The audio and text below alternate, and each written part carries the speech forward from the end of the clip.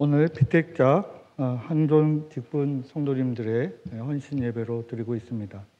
우리 성도님들이 지금 3주 연속 헌신 예배를 드림으로 인해서 헌신하다가 이제 지치신 분들이 많이 계실 것 같은데, 좀 7월부터는 좀 우리 당회와 의논해서 조절해 보도록 하겠습니다. 우리가 사사기 6장 1절에서 10절 말씀을 보았지만 오늘 6장 전반적으로 살펴보도록 하겠습니다. 오늘 6장은 기드온이 나오는 이야기입니다. 우리 사사 기드온의 300용사라는 이 제목은 우리 교회학교 아이들이 가장 많이 애우고 있는 인물 중에 한 인물이겠죠. 아마 예수님 또는 모세, 요셉, 다윗 또는 다니엘 이런 인물들과 같이 이 기드온이라는 인물이 매우 익숙한 인물이기도 합니다. 하지만 오늘 이 기드온이 하나님의 부르심을 받기 전까지가 이 사사기 6장 1절에서 10절의 말씀이죠. 지금 5장에서는 드보라 사사, 여자 사사인 드보라를 통해서 40년의 평화를 누리게 되었습니다. 하지만 다시 하나님께 죄를 지으로 인해서 이제 미디안을 통해서 하나님을 벌하시는데 7년 동안 이제 핍박을 받게 됩니다. 그들이 얼마나 핍박을 받았는지를 성경에서는 이렇게 말씀하고 있습니다. 이 미디안 사람들이 파종할 때마다 몰려와 이스라엘의 모든 소산물을 약탈해 갔다라고 이야기하고 있습니다. 이 파종하는 것은 즉 씨를 뿌리고 이제 추수할 때까지 긴 시간을 기다려야 합니다. 때로는 2달, 때로는 석 달, 넉 달 이상을 기다려야 하는 그 중요한 씨앗들을 지금 그것까지도 빼앗아 간다고. 즉 이 파종한다는 것은 아무리 혹독한 가운데 있다 할지라도 그 씨앗을 심는 가운데에서는 그래도 아주 겨자씨보다 작은 희망이 그들에게 있었을 것입니다.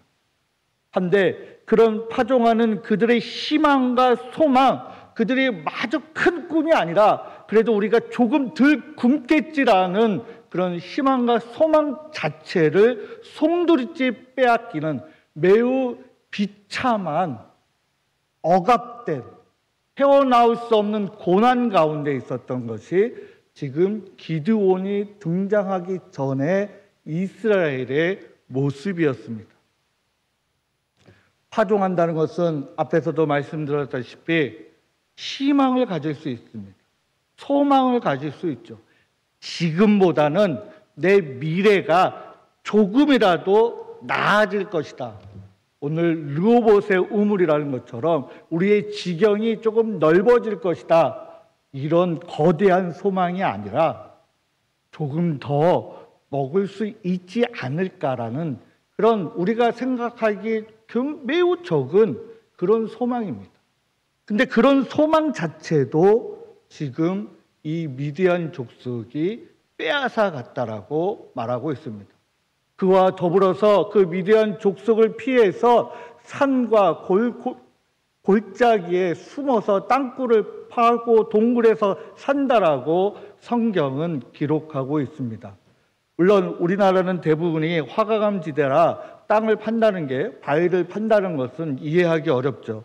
하지만 유럽이나 이쪽은 석회암 지대라고 합니다. 그렇기 때문에 우리보다 땅을 파기가 쉽죠. 어쨌든 그들을 피해서 그들에게 들키지 않으려고 살았던 그들의 모습입니다. 오늘 저희가 읽지는 않았지만 11절, 12절 이하에 보면 기드온이 등장합니다.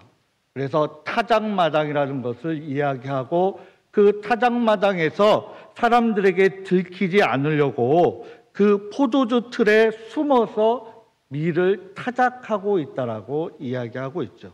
즉, 이 기드온과 기드온의 가족들이 추수하는데 사람들에게 들키지 않으려고, 즉 빼앗기지 않으려고 숨어서 겨우겨우 지금 추수하고 있는 것입니다. 타작하고 있는 것이죠.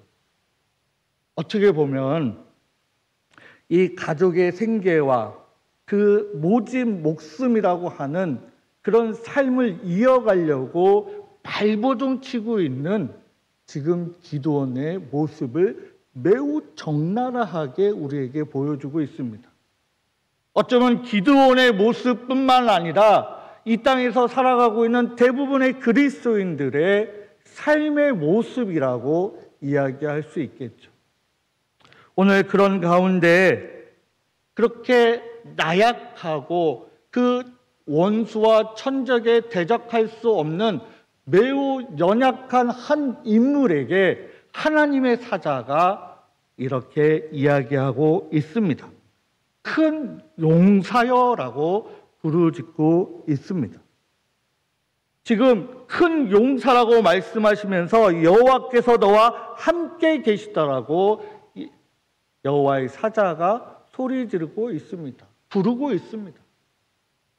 지금 이 앞에서 기드온의 모습은 어떻습니까? 매우 칼을 차고 힘차게 나를 따르라! 외치는 용사의 모습이 아니라 어디서나 누구나 흔해 빠진 저와 같은 나약하고 별볼일 없고 누가 소리 지르면 숨어야 되고 남한테 빼앗길까 봐 숨어서 타작하는 너무나 연약하고 나약한 인물에게 느닷없이 큰 용사라고 말씀하고 있습니다. 왜 하나님은 기드온에게 큰 용사라고 말씀하실까? 왜 하나님은 삼손과 같이 또는 다윗과 같은 인물이 아니라 그렇게 연약하게 표현했던 한 인물에게 오셔가지고 누가 자기를 찾아올까 뺏어갈까 두려워하던 그 기드온에게 왜 용사라고 말씀하셨을까? 왜 이 땅에 나보다 더 잘난 사람들이 많고 노래든 기술이든 지위든 명예든 물질이든 많은 삶이 있는데 왜 우리를 택하셨을까? 이런 질문을 우리가 해볼 수 있을 것입니다. 남다른 능력, 비범한 재능, 탁월한 배경을 가진 사람이 아니라 내가 생각할 때는 죄송합니다. 가장 평범한 것 같은데 왜 나를 택하셨고 부르셨을까? 우리는 이런 질문을 한 번 정도는 해보았을 것이라 여겨집니다. 특별한 강점, 물론 다 있으시죠. 하지만 보편적으로 드러나는 그런 강점과 장점이 나는 별로 없었는데 왜 우리 성도님들을 우리 직분을 주시고 택하여 주셨을까? 왜 부르셨을까? 왜 부르셔서 사용하실까? 왜 쓰실까? 왜 헌신하게 하셨을까?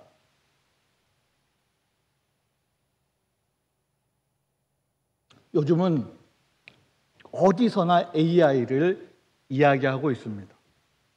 최근에는 1년 사이에 이 AI가 이제 엄청난 변화를 줬는데 이제 5년 안에 우리의 삶이 극변할 것이라고 많은 이들이 말하고 있습니다.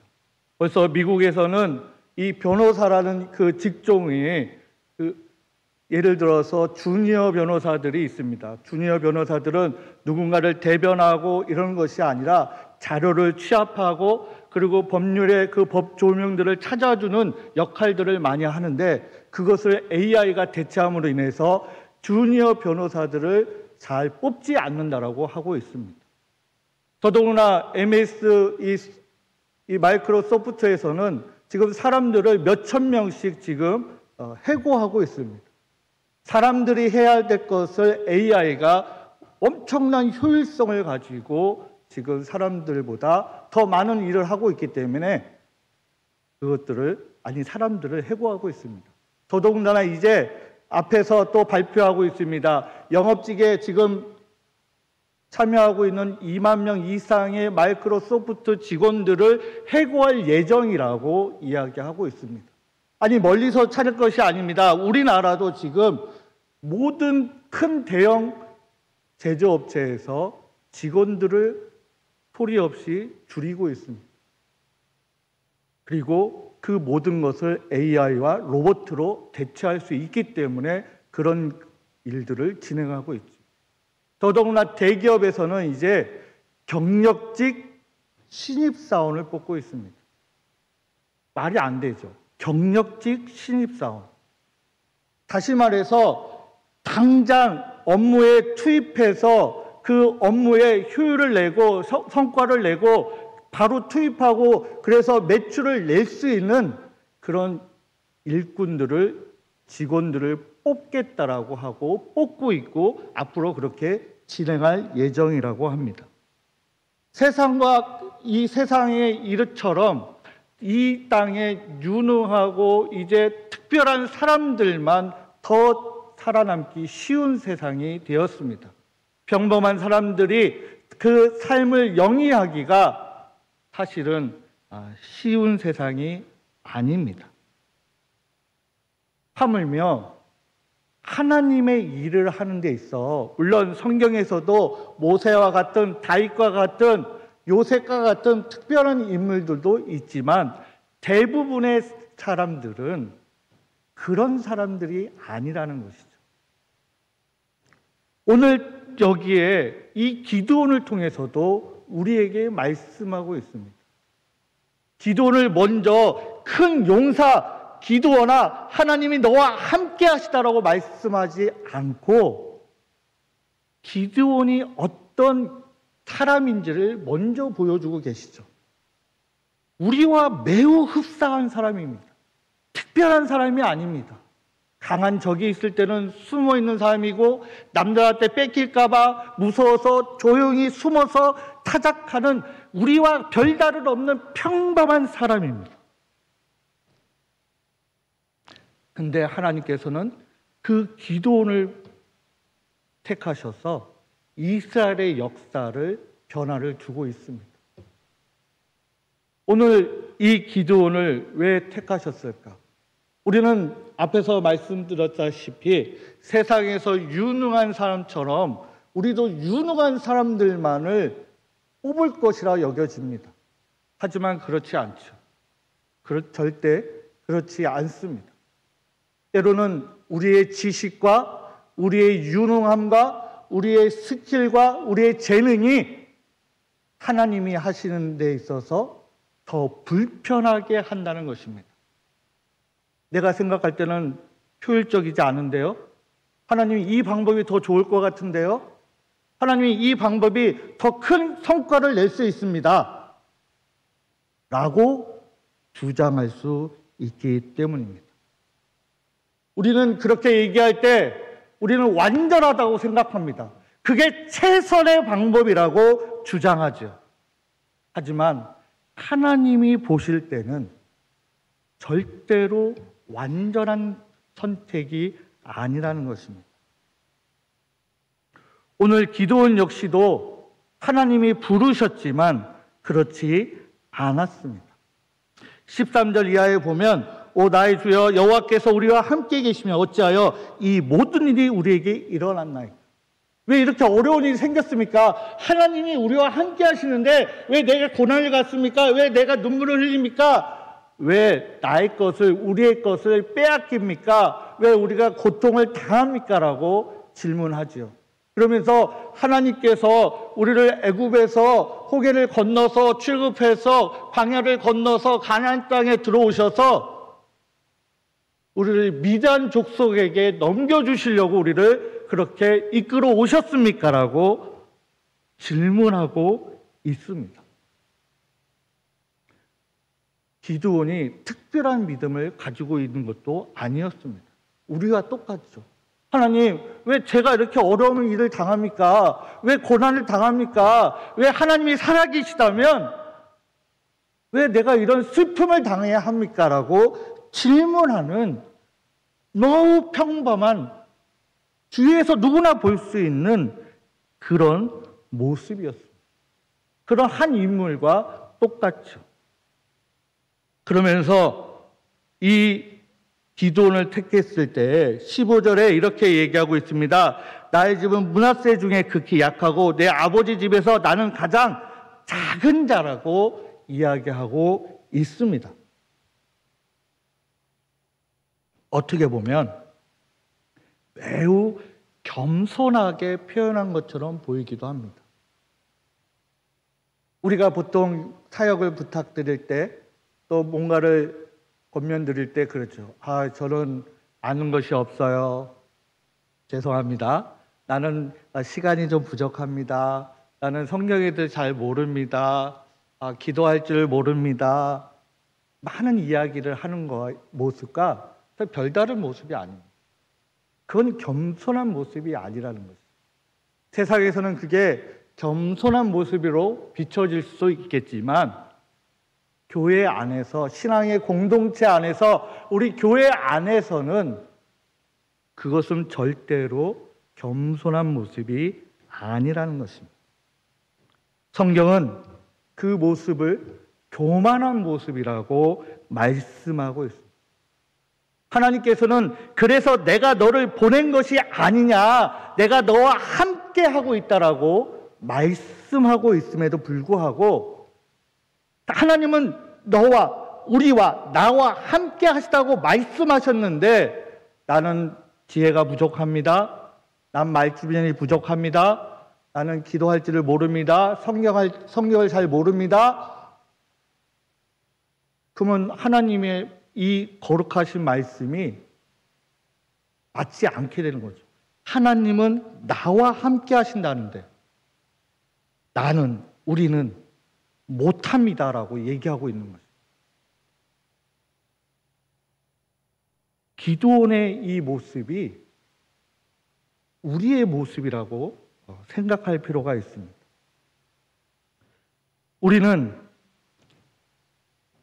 이 기드온의 모습에서 끊임없는 그 모습들을 발견할 수 있습니다. 19절 이하에부터 또 40절 앞에까지 보면 끊임없이 하나님 앞에 확증하려는 증거를 제시해달라고 합니다.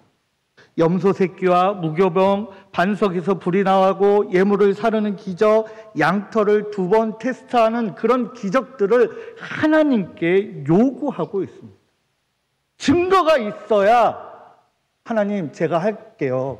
하나님 보여주셔야 제가 할게요. 하나님 주님의 창을 찌르는 옆구리를 보여주셔야 제가 하겠습니다라는 도마와 비슷한 모습을 기드온은 지금 보여주고 있는 것입니다. 오늘 다 이야기하고 전할 수는 없지만 오늘 이 기드온의 모습을 통해서 하나님이 부르시는 큰 용사와 그 이꼴이 되는 그 같은 인물인 기드온을 비교했을 때 전혀 기드온에게서 큰 용사로서 이야기할 수 없을 것입니다. 어느 누구도 그 기드온의 모습을 통해서 큰 용사를 추정할 수도 없을 것입니다.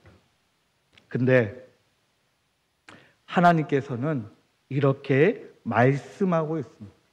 23절에 안심하라, 두려워하지 말라, 죽지 아니하리라. 그리고 24절에 여호와 샬롬이라고 말씀하고 있습니다. 여호와는 평강이시다라고 말씀하고 있습니다. 여호와는 평강이시다, 여호와는 샬롬이시다. 여호와의 평안을 누리게 되면 그 이후에 우리에게 보여지는 벽, 그 이후에 우리에게 보여지는 담벼락, 성벽, 장애물, 이런 것들이 중요하지 않게 되는 것이죠. 그리고 나서 25절 이하에 보면 이제 기드온이 움직이게 됩니다. 어떤 모습을 보입니까? 집에서 드렸던 바알 제단과 아세라상을 다 때려 부시고 그 재료로 여호와를 위한 제단을 쌓아 번제를 드렸다라고 25절 이하에 기록하고 있습니다. 물론 기드온의 모습이 대낮에 그런 모습을 하지는 못했습니다. 성경에는 밤에 몰래 했다라고 이야기하고 있죠. 어떤 이들은 이것을 절박한 순종의 표현이라고 말하고 있습니다. 어떻게 보면 손가락질할 수도 있을 것입니다. 아니, 하나님이 함께 하신다는데, 하나님이 평안을 주신다는데, 샬롬을 주신다는데, 믿음을 주신다는데, 성령의 불을 주신다는데, 성령 충만하게 하신다는데 왜 그것밖에 못하냐고 말할 수 있을 것입니다. 근데 그것밖에 못한 것이 아니라 그것이라도 했다라는 것이 중요하죠. 우리 예수 그리스도를 하나님으로 고백한 우리는, 여호와 야훼 하나님을 하나님으로 고백한 우리는 하나님의 말씀에 의해서 모든 것을 할 수 있습니다. 하지만 모든 것을 하는 그리스도인은 없습니다. 그러면 우리는 할 수 있는 것을 하는 것입니다. 모든 것을 할 수 없지만 그 가운데 할 수 있는 것을 해야 한다는 것입니다. 그것이 하나님께서 쓰시는 사람이라는 것입니다. 우리는 하나님의 사람이라고 할 때 엄청난 것을 해야 한다고 생각합니다. 뭔가를 드러내야 합니다. 뚜렷한 무언가를 보여줘야 한다라고 이야기할 수 있습니다. 하지만 여기에서 이 기도원을 통해서 사사기 6장을 통해서 우리의 간략하게 보여주고 있는 것은 우리의 신앙이 멈추지 않는다는 것입니다. 내가 할 수 있는 것, 남들에게 드러낼 수는 없지만, 남들에게 보일 수는 없지만 내 신앙 안에서 무언가를 하려고 시도하고 있다는 것입니다. 남들이 볼 때는 별 볼 일 없는 기도원의 모습일 수도 있습니다. 아니, 대낮에 사람들을 데리고 나서 아세라와 바알상을 부셔야지, 그 우상의 제단을 부셔야지라고 이야기할 수 있을 것입니다. 하지만 가장 중요한 것은 우리가 지금 누리고 있는 이 안정감에서 그 안정감을 깰 수 있는 것을 하나님은 말씀하고 있는 것입니다.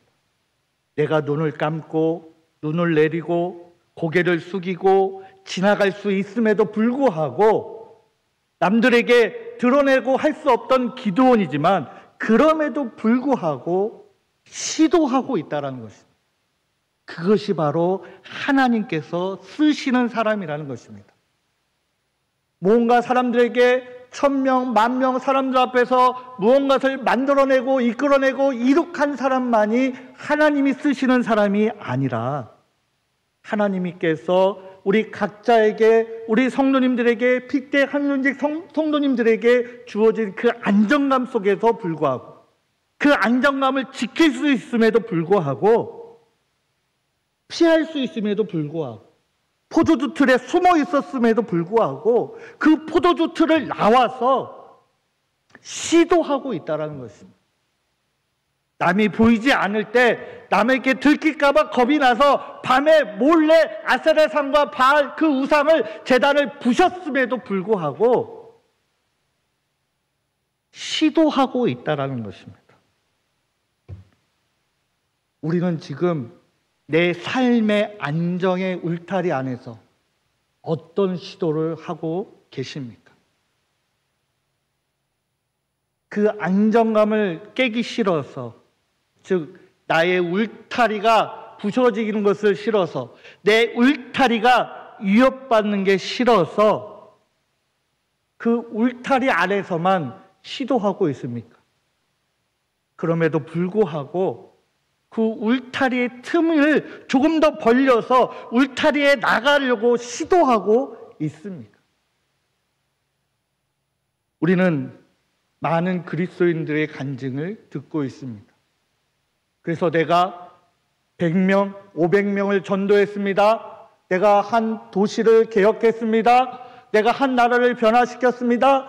내가 몇천 명의 교회를 변화시켰습니다라고 듣는 것이 중요한 것이 아니라 나의 이 울타리에서 지금 하나님이 주시는 그 말씀에 지금 순종해서 하나님, 이거는 비효율적입니다. 비생산적입니다. 효과가 반으로 떨어집니다라고 주장하는 것이 아니라 숨어있던 울타리에서 빼앗길까 걱정하는 포도주 틀에서 나와서 지금 시도할 수 있는 우리 성도님들이 되시기 간절히 소망합니다. 그것이 바로 하나님이 주신 샬롬이라는 것입니다. 내 울타리 아래 거해서 나 혼자 자급자족하고 남에게 빼앗길까 봐 숨어있는 것이 하나님의 샬롬이 아니라, 그럼에도 불구하고 혹 내가 불이익을 당할 수 있음에도 불구하고, 내가 불편할 수 있음에도 불구하고, 내가 손해볼 수 있음에도 불구하고, 내가 불편해질 수 있음에도 불구하고 하나님이 주신 샬롬으로, 하나님이 주신 은혜로, 하나님이 주신 복음으로, 하나님이 주신 성령 충만함으로 나의 울타리와 나의 포도주의 틀에서 나와서 하나님의 그 사역을 감당할 수 있기를 간절히 소망합니다. 그렇기 때문에 이 땅에 아무리 그리스도인들을 핍박하고 어려움을 주고 목숨을 위협하고 목숨을 잃어가고 있음에도 불구하고 끊임없이 하나님께서 쓰시는 사람들을 통해서 이 땅의 복음이 이어가게 되고 확장하게 되고 그 지경이 넓어지고 있음을 우리는 다 보고 있지 않습니까? 하나님이 쓰시는 사람, 특별한 사람이 아닙니다. 하나님이 쓰시는 사람은 기드온과 같이 매우 연약한 사람입니다. 매우 남다른 사람입니다.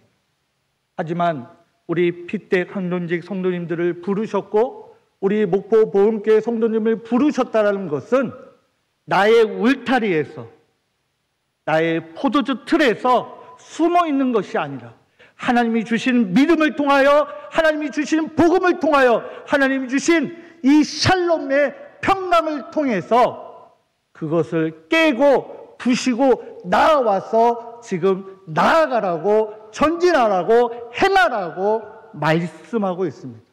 오늘 우리가 부족하다 할지라도 하나님이 주신 믿음을 통해서 담대할 수 있기를 바랍니다. 하나님이 주신 믿음을 통해서 용기를 가지고 세상에 나아가서 하나님의 향기를 전할 수 있는, 하나님께서 쓰시는 우리 성도님들과 핏대 한둔직 성도님들이 되시기를 간절히 소망합니다. 기도하겠습니다.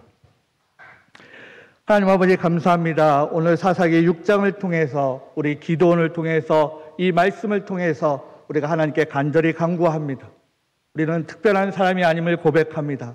우리는 평범한 사람들입니다. 옆에서도 뒤를 돌아서도 흔히 볼 수 있는 사람입니다. 하지만 하나님께서 우리에게 샬롬을 허락하여 주시고 평강을 허락하여 주셔서 우리가 하나님께서 사용하여 쓰시는 성도가 되게 하여 주시옵소서. 때로는 역사를 변화시키고 세상을 변화시키는 하나님의 일꾼이 있을 수 있지만, 때로는 내 자녀, 내 가족, 내 이웃을 변화시키는 그 사역도 감당하게 하여 주시옵소서. 나는 특별하지 않지만, 우리는 특별하지 않지만 하나님께서 주시는 샬롬과 평강을 통해서 하나님 나라에 확장하는 일꾼이 되게 하여 주시기를 우리 주 예수 그리스도의 이름으로 기도드립니다. 아멘.